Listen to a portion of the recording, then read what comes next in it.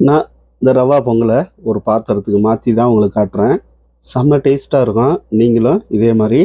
அனைவருக்கும் வணக்கம். Export Tamil channel, உங்கள் சேகர். இன்றைக்கி என்ன பண்ண போகிறோம்னா, ஒரு ஸ்வீட்டு ரவா பொங்கல். செம்ம டேஸ்ட்டாக இருக்கும். வெரி ஈஸியாக சமைக்கிறோம், ருசிக்கிறோம். வாங்க. நான் 1.5 கப்பு ரவா எடுத்துக்கிறேன், 3 அச்சு வெல்லம் எடுத்துக்கிறேன், கொஞ்சம் முந்திரி, கொஞ்சம் திராட்சை, ஏலக்காய் எடுத்துக்கிறேன், பால் எடுத்துக்கிறேன். சரிங்களா? இதை வச்சு தான் நம்ம செய்ய போகிறோம். செம்ம டேஸ்ட்டாக இருக்கும். வாங்க. இப்போ தண்ணி சூடாயிடுச்சு. நம்ம பாவு காய்ச்சி எடுத்துக்குவோம். இந்த வெல்லத்தை இதோட போட்டுங்க. நல்லா ஒரு பால் காய்ச்சி எடுத்துக்குவோம். சரிங்களா? இப்போ நான் சர்க்கரை பாவு காய்ச்சி எடுத்துக்கிட்டேன். கொஞ்சம் திக்காக இல்லாமல் கொஞ்சம் தண்ணியாக காய்ச்சிங்க. ஏன்னா நம்ம அந்த சர்க்கரை பொங்கல் செய்கிறப்ப இந்த பாவில் தான் நம்ம கொதிக்க விட போகிறோம். இதை எடுத்து வச்சுக்குவோம். இப்போ கடாயை வச்சுக்கிட்டேன்.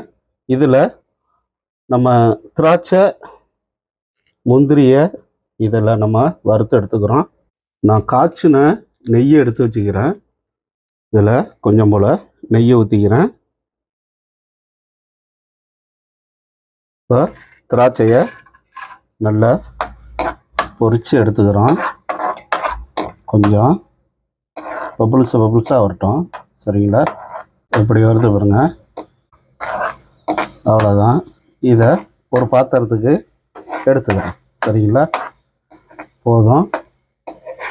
இந்த மாதிரி வந்தால் போதும். எடுத்துக்கிட்டேன். அடுத்தது முந்திரி போட்டுக்கிறோம்.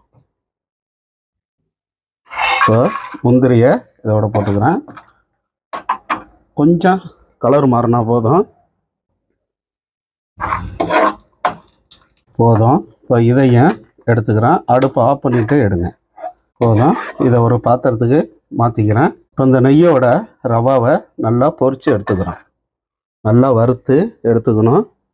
ரொம்ப ஹை ஃப்ளேமில் வச்சுக்காண்டாம், மீடியமாக வச்சுங்க. இந்த நெய்யோட இந்த ரவாவை வறுத்து எடுத்துக்கிறோம். பொறுமையாக நல்லா கலர் மாறணும். ரவா அப்படியே பொரிஞ்சு வரும், ஒயிட் கலராக வரும். அதை முடிய நம்ம வறுத்து எடுக்கணும். இந்த ரவாவை நல்லா வறுத்து எடுக்கிறதா தான் சூப்பராக இருக்கும் இந்த பொங்கல். எப்படி ஆகிட்டு பார்த்தீங்களா? சூப்பராக நல்லா பொரிஞ்சு வந்துருச்சு.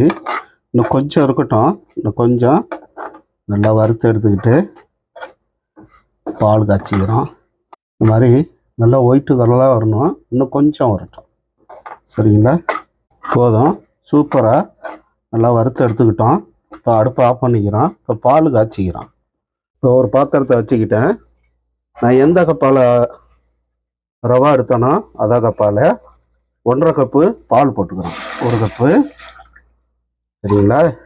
1.5 கப்பு பால் போட்டுக்கிட்டேன். இது நல்லா கொதித்து வரட்டும். பால் வருத தண்ணி எதுவும் ஊற்றாதீங்க. இந்த திக்னஸ்லேயே நல்லா அந்த பாலை நம்ம கொதித்து எடுத்துக்கிட்டு தான் நம்ம ரவா சேர்க்க போகிறோம். சரிங்களா? நல்லா பால் பொங்கி வருது. கொஞ்சம் தீயை கம்மி பண்ணிக்கிறோம். சரிங்களா? நல்லா பால் அடி பிடிச்சிடாம கொஞ்சம் கலக்கி விடுங்க. இப்போ என்ன பண்ணுறோன்னா, நம்ம ரவா சேர்த்துக்க போகிறோம்.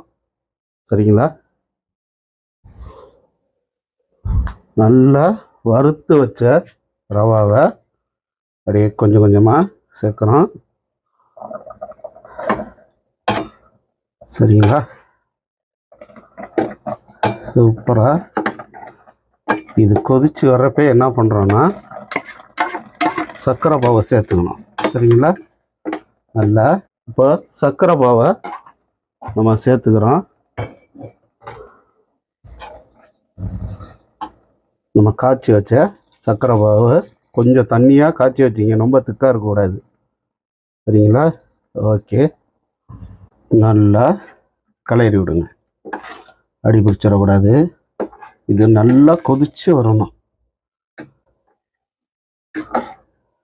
கிளறி விடுங்க. எப்படி வந்துட்டு பாருங்க. நல்லா நல்லா கொதித்து வரட்டும். அடி பிடிச்சிடாமல் நீங்கள் கிளறி விட்டுக்கிட்டே இருங்க. கட்டி பூரா கரைஞ்சிரும் நெய் ஊற்றுறப்ப. சூப்பராக இருக்குங்க. சுமல் அருமையான சுமலாக இருக்குது. நல்லா இது மாதிரி பரட்டி விட்டுக்கிட்டே இருங்க. சரிங்களா? அடி பிடிச்சிடாம. இப்போ என்ன பண்ணுறோம்னா இந்த டைம் கொஞ்சம் நம்ம நெய் சேர்த்துக்கிறோம். காய்ச்சின நெய்யை வச்சுக்கிறேன். அப்படியே கொஞ்சம் ஊற்றிங்க. சரிங்களா? அப்படியே நெய்யை பரட்டி விடுங்க. சரிங்களா? சூப்பராக வந்துடுச்சு.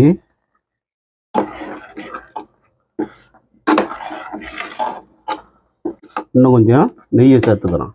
நல்லா கிளறி விட்டுட்டேன். இப்போ என்ன செய்கிறோம், இன்னும் கொஞ்சம் நெய்யை சேர்த்துங்க.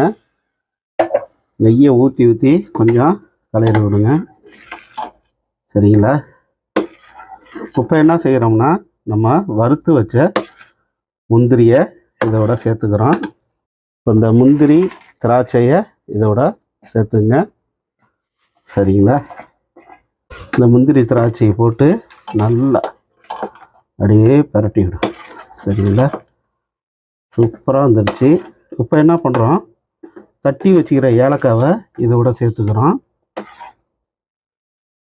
இப்போ ஏலக்காய் தூள் நான் ஒரு 6 ஏலக்காய், மீடியம் சைஸ் ஏலக்காய், அதையும் இந்த ஏலக்காவையும் இதோட சேர்த்துங்க. நல்லா பரட்டி விடுங்க. சரிங்களா? சூப்பராக இருக்குங்க. இப்போ என்ன பண்ணுறோன்னா நான் கொஞ்சம் போல் பாதாம் கொஞ்சம் நறுக்கி வச்சுக்கிறேன். இந்த பாதாத்தையும் இதோட சேர்த்து நல்லா பரட்டி விடுங்க. இந்த ஸ்வீட்டு செஞ்சு சாப்பிட்டு பாருங்கள். இந்த பொங்கலை அவ்வளோ டேஸ்ட்டாக இருக்கும். சூப்பராக வந்துருச்சு. இப்போ என்ன பண்ணுறேன், இன்னும் கொஞ்சம் நெய் ஊற்றிக்கிறேன்.